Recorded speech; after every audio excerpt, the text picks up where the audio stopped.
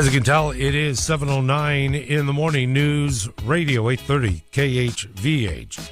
And as you know, Mondays at this time reserved for the SHOPO Hour. And it's a delight to have fellas in studio today. And Brother Steve, Brother Mark, Brother Nick has an assignment for today. Heart goes out to Brother Bobby as always. But gentlemen, good morning. Rick, good morning, brother. Always happy and grateful to be here with you and your listeners. It's a pleasure, Brother Mark. How are you? Good morning, Rick. Good morning, Steve. Happy Monday. I don't know if it's happy for you, but, you know. I got to be honest, Rick. I gave this show a 50-50 chance of happening. With your rigorous schedule and all your entertainment obligations and just what of a man of the town you are, I didn't know if we'd actually be here this morning. I got to be honest. I want to thank you for really cleaning that up. Yep. Much appreciation. Sure. No, we are off next Monday. It is a holiday, but I definitely wanted to connect with you fellas and get caught up on what's taking place. I got some topics that we can chat about, but I'll turn it over to you boys first. Anything in the past couple of weeks? We haven't seen each other for a couple of weeks. It's been a while. Yeah. You know, I got nothing going on, man. I have a flight to book. I do, actually. Yeah. Rick, I'll kick it off if you don't mind. Sure. You know, so SHOPO represents the 4 different county police departments, and I obviously work in Honolulu County here for HPD, and I just want to say to your listeners, the Honolulu Police Department, these officers, we're getting the job done. I'll give you an example. There was an attempted murder at Kalihi D5 on Saturday. Mm-hmm. Guys got arrested for that. Okay? Guys got arrested for that. You heard about that terrible child neglect case up in Wahiawa? Yes. Guess what? 3 people got arrested for that. So just to put it out there, the cops that put on the uniform every day, Rick, they are going out there doing their best to get the job done to protect and serve. And I just wanted to kick the show off with that. Yep. Absolutely, Mark. And I think I mentioned it a couple shows ago. HBD, we're doing our job. Mm-hmm. Are the courts and the prosecutors doing theirs, right? So And the big square building, because there are many initiatives that affect law enforcement. I'll just touch on a couple of them in a minute. Super Bowl weekend, when there is such a carnival atmosphere and people doing what they do, were there an increase in calls? And were there calls to break up disturbances, either in a public place, residential calls, and more importantly, were there DUI cases? Did we kind of get a status on what happened on the roads and more for this weekend? So, Rick, I actually worked yesterday. I worked D1 Urban Honolulu. The shift that I particularly work is we start at 6 a.m., we finish at 7:30 p.m., 1930. On our watch in Urban Honolulu, people were enjoying responsibly. We did not, at least from 6 a.m. to 7:30 p.m., mm-hmm. we did not have any affrays. We didn't have any calls for domestic issues. It was actually kind of a routine day with some petty thefts. But to your point, no motor vehicle collisions involving alcohol. Good. No issues regarding affrays or fights or any type of disorderly issues.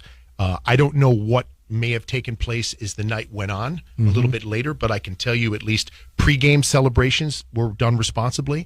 And then obviously when the game finished up, we were still on shift. A couple fireworks calls, just a few.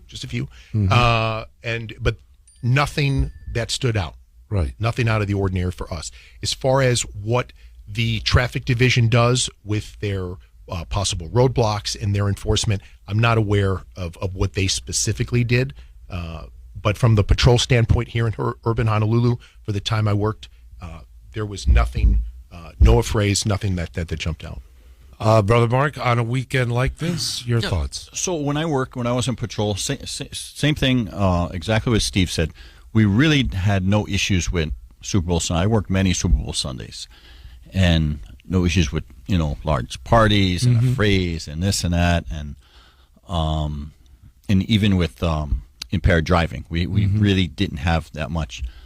But But yesterday, it did come to mind, like, okay, what idiots out there are going to drive impaired? Because let's face it, there are idiots out there that are going to drive impaired instead of leave your car and walk or get an Uber or something. But in the past, history's shown that it's been pretty good. It's been pretty good. Good to hear. Yeah. On a weekend like this or any other place, how is the determination made of where a checkpoint will be set up?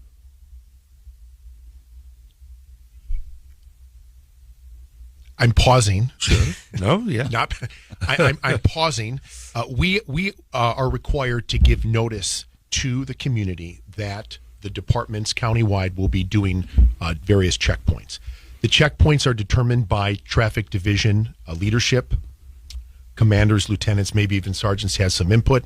I know that in the past it's been where we get certain maybe calls for speeding, calls for people running red lights. It just depends on where we've had maybe previous motor vehicle collisions. It's not random. How's that? There is a system that's in place. The traffic commanders handle that. They talk it over with the lieutenants and the sergeants, and then the men and women over there put something together, and we run it.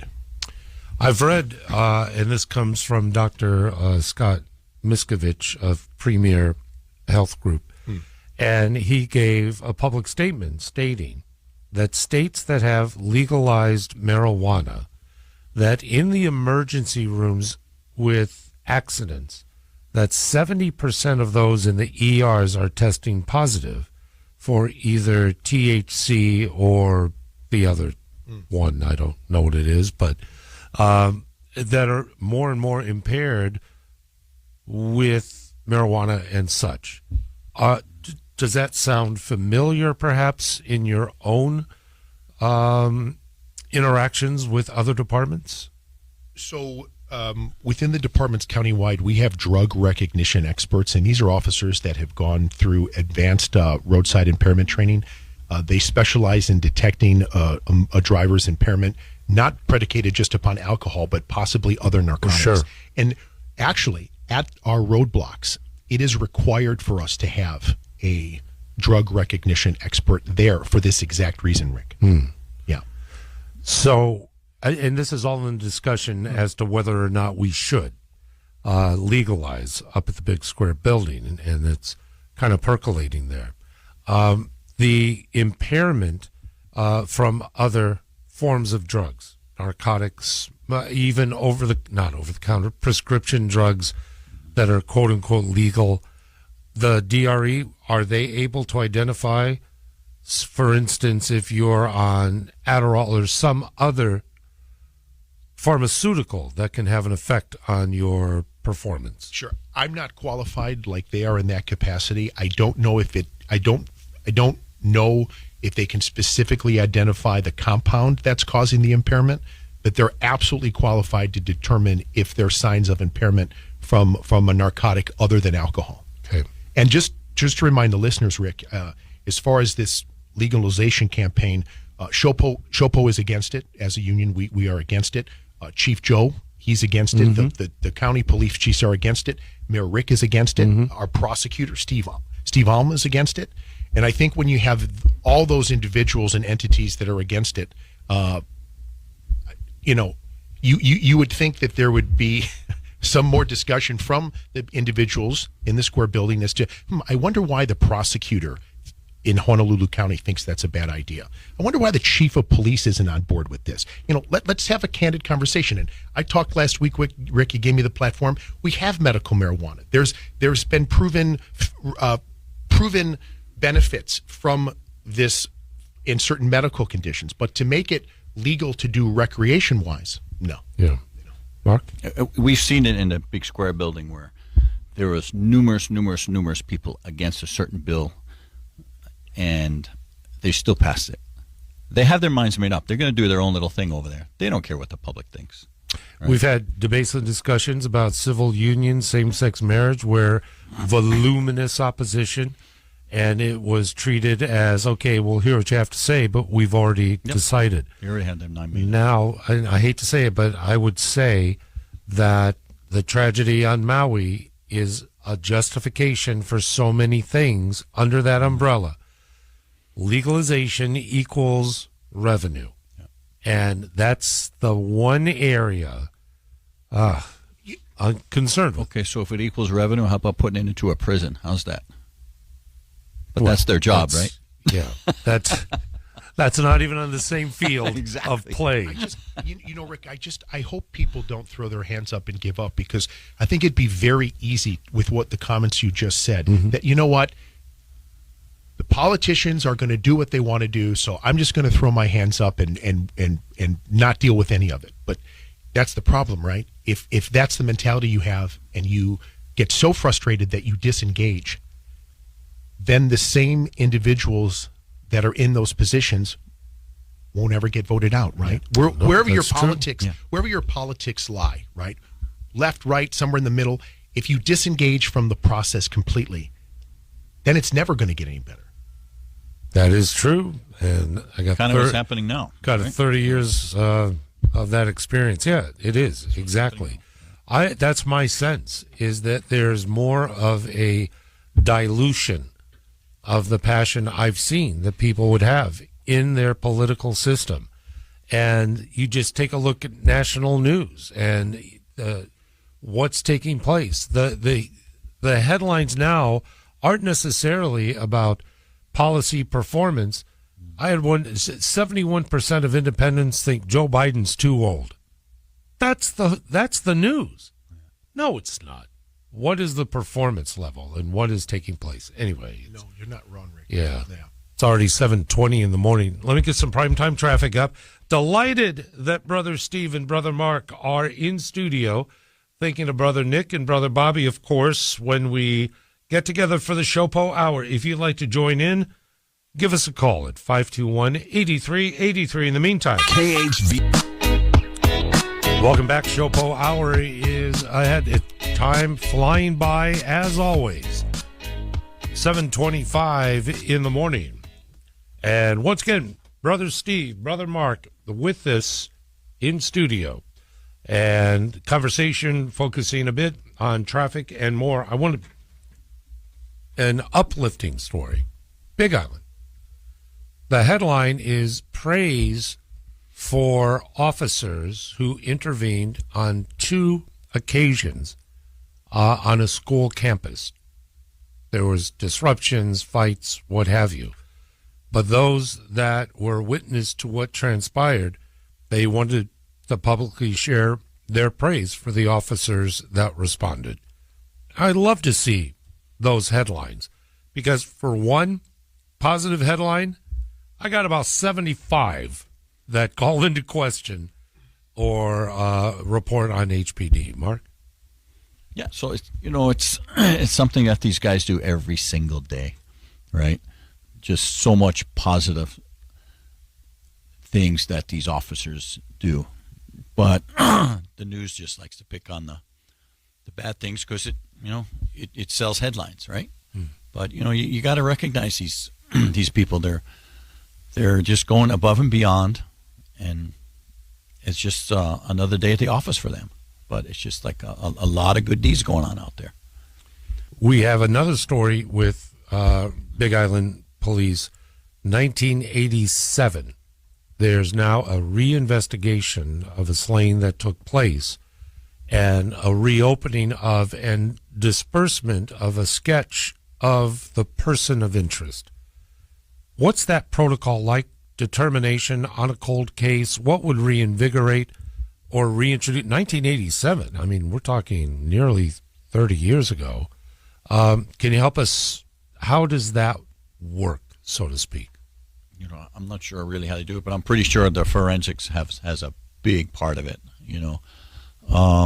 But these folks doing this cold case stuff, it's amazing how they could bring it to fruition. Yeah, that's obviously going to be part of the Detective Bureau or CID, Rick. You're going to have the homicide lieutenant, and you've heard we've had the homicide lieutenant here in Honolulu come and brief people on different cases.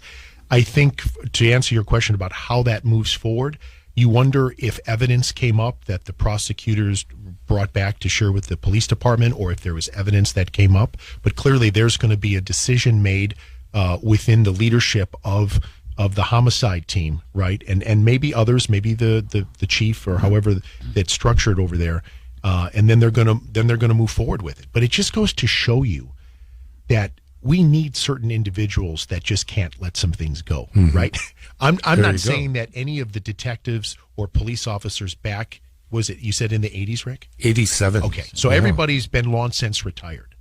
But just the fact that if something like this resurfaces and you have men and women that are going to the best of their ability, revisit this, look to see if an offender needs to be brought to justice. Well, you need individuals that kind of want to dive deep in that investigative section. And I've said many times, Rick, on your show, there's a lot of different jobs within the department. You don't just have to be the police that's driving the car in the uniform. We have people like Mark just said, civilians that do the scientific investigation section. They do all the forensics and stuff. And then we have detectives and investigators that pile through all this kind of information. So I was excited to see that. It kind of caught me by surprise. Let's see where it leads, and we'll try to keep everybody updated. 7:28 already in the morning on News Radio 830 KHVH. There, we mentioned the Big Square building. There are a couple different initiatives, but one is ensconced in House Bill 1626. There is a move afoot to shorten probation periods. I just kind of shake my head and wonder. I can at least attest for the governor. I'm not certain about lawmakers to protect and defend the state constitution, similarly as the president. It just seems that there's a move afoot to decriminalize virtually everything. If you offend, if you break any statute, this move afoot is increasing of alleviating consequence for your actions. And our criminals aren't stupid. And it just seems every time I come across this, makes your jobs so much more difficult. And I would say that arrogance on behalf of criminals increases every time a bill like this is even considered or, heaven forbid, pass. Thoughts about this particular one, but also the state of our laws, how they are in place and enforced. Well, let's face it, they couldn't get their bail reform through, so now that's a workaround. There's all these little workarounds for their little bail reform, but it didn't pass, so okay, let's go do this, right? And talking about letting these guys go, not only you putting the public at risk, you putting officers at risk, because now these guys are going to reoffend. Now officers have to put their lives on the line to apprehend these guys when they reoffend, when they should have been locked up in the first place, right? So again, it's their workaround for bail reform. Don't let it fool you. Okay. Go ahead, Steve. I was just going to say, Rick, and share with the listeners that the county police departments have nothing to do with parole and probation. That's at the state level. We have the state paroling authority.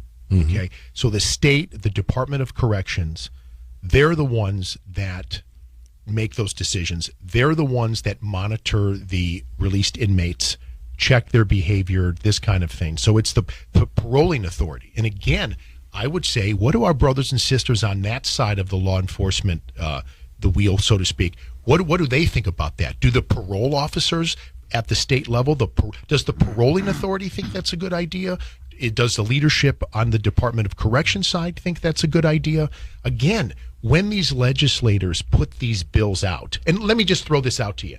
If the politicians are supposed to represent constituents, I'll refer to this.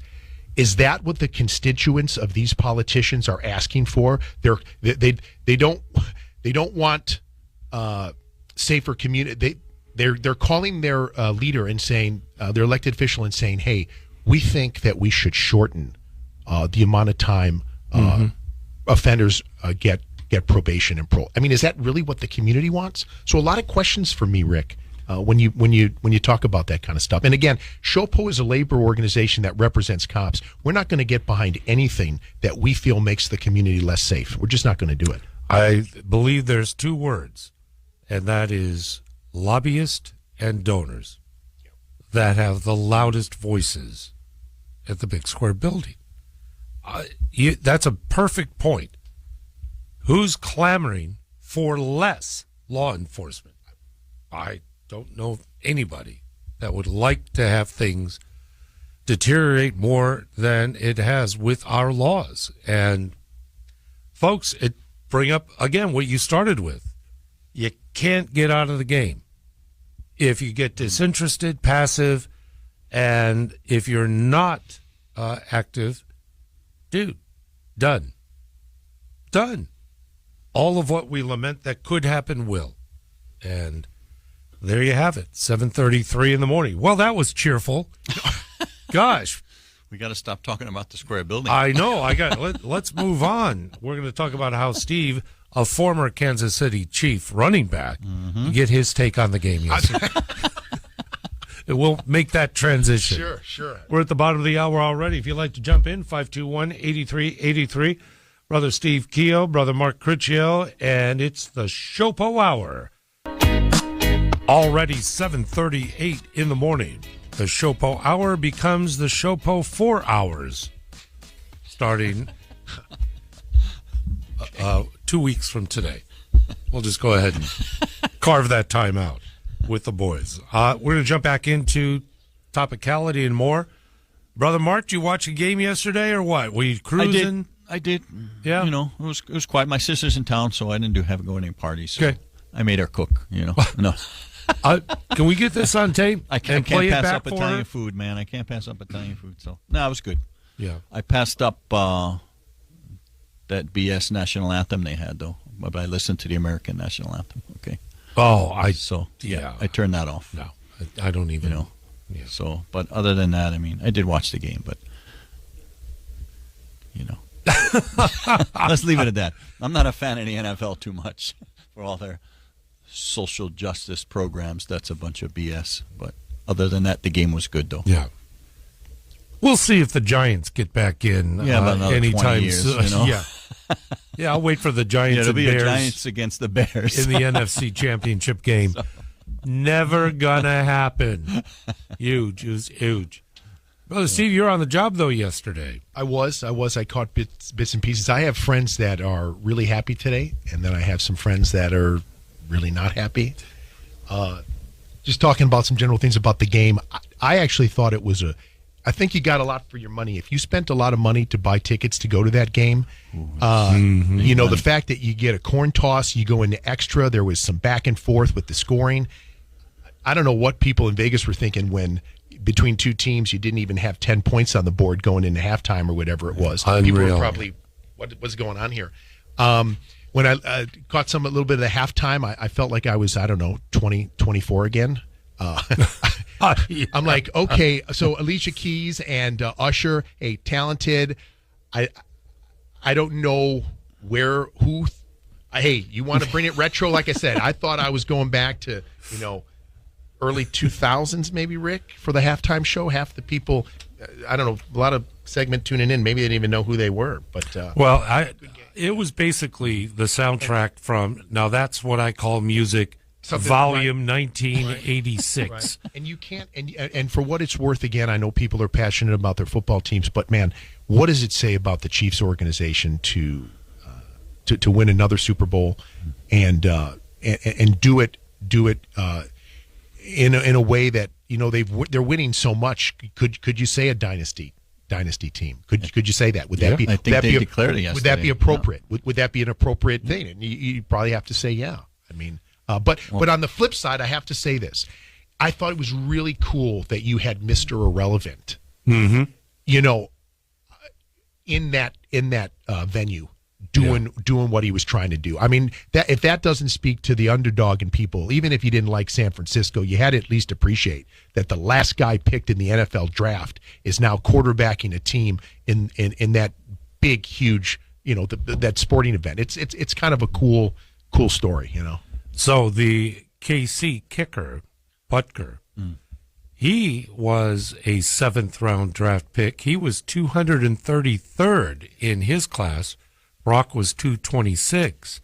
Yeah. But Butker, he plays a key, essential role with his foot yesterday, and that goes to what Steve said. Absolutely celebrate the boys who are in the rear view mirror that emerge to be tremendous talent. And again, not to talk about football the rest of the show, but it goes to show you too, special team.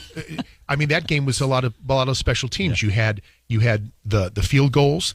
You had that wacky play where they got possession again when they did the kick and it went off the guy's foot. Oh yeah, remember that? Right. And that was huge. That was a game changer right there. Was. But special teams, the kicker doing what they do. Talk about the pressure on that kid. That's what I'm saying. The missed extra point. The missed extra point. See, that's something else. Yeah, but it was nice the NFL recognized the Maui kids, though. Oh, that was great. It was good. That was again. Might not always agree with certain things, but what a cool opportunity to bring some attention to that. Why not have the kids from Lahaina that play football out there? Good stuff. Must be a great experience for those kids, good too. Stuff. Good stuff, right? Good Absolutely. Stuff. Good stuff. Absolutely. All good stuff with that. 7:43 in the morning. Now we just have to wait till September for the season. Well, spring training soon. Hey, pitchers catchers already reported on Friday Then, for the Dodgers, and this week coming up. Vegas going to have a baseball stadium. Yes, they are. Oh man, you want to talk about what the heck happened there? First of all, I didn't realize that was going to be eventually the site. Of Tropicana. They closed already. They closed. They're done, and because it was the grounds of the Rio that was first advanced, and let me get this straight: the owner, which I think it's part of the Caesars Group or one of the two, donating the land. And it was rejected because evidently if you're going to give you the land, we're going to have a little bit of love. And they moved skim money, But look what they did in a short amount of time. Amazing. And it's going to be up, next year? Yeah, maybe Aloha Stadium could take a few pointers from that, Now, I wasn't going to say that. But yes, we're already almost 4 years into it being down, and not a thing has been done. Hired a Vegas guy to build a prison for us. It'll be done in 6 months, Aloha Stadium. Turn that. Okay, that's. Or maybe just build them concurrently in separate spots. Give somebody a nice contract. Say, okay, we're going to do the stadium. Yeah, we're going to do the prison. We're going to come to, anything's possible, except here. Sorry, that's not. It is the SHOPO Hour, News Radio 830 KHVH. Let me see what we're doing on time on this. I just want to bring up, because I was reading some news stories, Act 47. Big square building once again. It was the public publishing and revelations and disciplinary acts with HPD officers or police officers statewide. That if there's any type of an infraction or dereliction of duty or anything, that it would be shared with the general public. This was passed in 2020. It was, SHOPO had launched a legal challenge to it. The Intermediate Court of Appeals has founded with the act it's going to stay in place.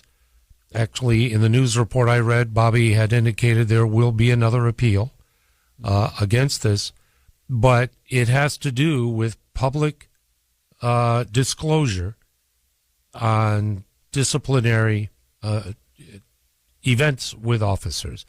My concern is that, and maybe you can help me, everybody has a job to do. But if you're an HPD officer, if you're late for a shift or if you're cited because something happened, for the general public to know each and every one of I just look at that as great overkill and puts officers in a position of second guessing, and when already the job is so tough. Act 47, the impact it has on our officers. Well, I believe one was just released, right? Yes, there was. Yeah. Yeah. One just came out. And I know some people were questioning where the infraction happened years ago, but yet, how come it's on the 2023 report? So I believe the reason for that is because the investigation is finally finished. So they'll put it on the report when it's all done with, right? So I'll give you a prime example. The guy to the left of me here was roped for over a year, right? So that investigation goes on for years sometimes, 2-3 years, right? So that's why it was probably published late, right? So I know a lot of people on social media and this and that were like, well, how come this guy happened a while ago, but they're only putting on a 2023 report? So they're inferring that we're hiding things, right? News loves to do that, but it's because these investigations take long sometimes. Why? I don't know. Some shouldn't have to take that long, but they do. Some really do, and But as far as the discipline report, they're saying because we're public officials, it should be out there. Blah blah blah blah blah. But do other professions do that? No. Yeah. Right? Steve, Bobby stated in his quote that what you have is you have two classes of public employees in the state. You have police officers and everybody else. And again, not to throw shade on other professions, but we want to make sure that when name gets published, it's actually a proven record. It's actually proven. So what we're trying to do is Rick, again, we want to protect our members' privacy until charges are proven, and we want to be treated fairly. This is our issue, okay? Again, we feel as a labor organization representing cops that with public sector employees, there's police officers and everybody else. Nobody else is put under that type of scrutiny, and I can accept the fact that given what we do, there needs to be a level of transparency. But when it comes to disciplining officers for small kind administrative stuff, why are we putting their names out? What other profession does that? Again, I'm not saying that there shouldn't be transparency and high profile cases and police conduct. I get all of that. But with this type of stuff, we feel it's an overreach. We feel it's too much. And a lot of times names are published, but the discipline hasn't fully been rendered. Or it's going to be arbitrated, or it's going to be appealed. And if it's overturned, you can't take back what you've already put out. True. That's our issue with this, Rick. So on the appeal, would the resolution be, as Mark alluded to, everything's got to be done. Everything. Wait. There. Just wait. Look, if this is what the community wants, again, I'll segue back to that. Mm-hmm. If this is what the community wants from the people we protect and serve, then fine. But again, no other public sector employee in this particular case is put through that. Why is that? True. Yeah. And True. in this latest discipline report, there were a bunch that are being appealed, so, which could be adjudicated opposite way, right? So, to Steve's point. So wouldn't the publication of that violate, for instance, if there is a jury involved? Isn't when something is being litigated, how often do we hear, I'm sorry, we can't reveal that because there's a legal hearing or process underway? Wouldn't that have some sort of effect on those adjudicating, whether it's from the bench or a jury? Well, this is like an arbitration matter, more or less. I don't think it's really criminal matter, right? The criminal ones, right? I could see it. It's a discipline report. Oh, criminal, you got fired because you did this. But administratively, if you're appealing it, it was on there. I saw a bunch administratively. Okay. Yeah. Gotcha. Final thoughts, Steve, for the break? Don't disengage from the political process. If you don't like political leadership, let's vote. Let's come together. And let's make sensible laws that keep the community safe and don't degrade and demoralize law enforcement. 7:51 in the morning, the SHOPO Hour will continue. KHVH Traffic. With just a few moments remaining, this edition of the SHOPO Hour, we go to Kurt out in Niu Valley. Kurt, thank you for your patience. You're on the SHOPO Hour. Good morning. Hey, good morning, everyone. Morning. Since you jumped into the subject of discipline, are there provisions in the CBA, your CBA, and regular HR things for reduction in rank or or retirement at the last point served honorably? Because it seems like you mentioned that things take a long time to come out. Sometimes people, it seems like they're rushed to retirement to lock up that retirement versus having it exposed to, disciplinary things. So what goes on with that? Yep. Okay, Kurt, thanks for calling in. So, No, I can jump in. So, if any of our membership, lieutenants and below, are under investigation and they retire, they'd be retired in bad standing. Yeah. If I think that's what Kurt is asking, Yes. and I'll tell you something, being an officer at any rank and retiring in bad standing wouldn't allow you the privileges of being a retiree. So people don't want to retire in bad standing, which is actually, to counter Kirk's point, most guys don't retire because they want to avoid investigation. They'll stick around, let the investigation play out, and then once it's finished, then they'll go. I hope that kind of answers the question a little bit. If he was implying that people are going to try to get out of town before the investigation comes, I can't really speak to that, because with that being said, how does a retiree know an investigation is coming? I mean, maybe they have an inclination. I'm not sure, but I know right now there are guys that want to go that are under investigation that are going to stick around and let it play out because they want to retire in good standing. So real fast, you retire in bad standing, you're not allowed to carry off. Do you know how retired law enforcement can carry throughout the nation? Right? Sure. You retire in bad standing, you cannot. They will not let you, right? Number two, I think when the investigation is finally complete and you are retired, let's say you take 1 or 2 days suspension, I think they do deduct that from your retirement. Point to circle back to, just to answer Kirk's question thoroughly.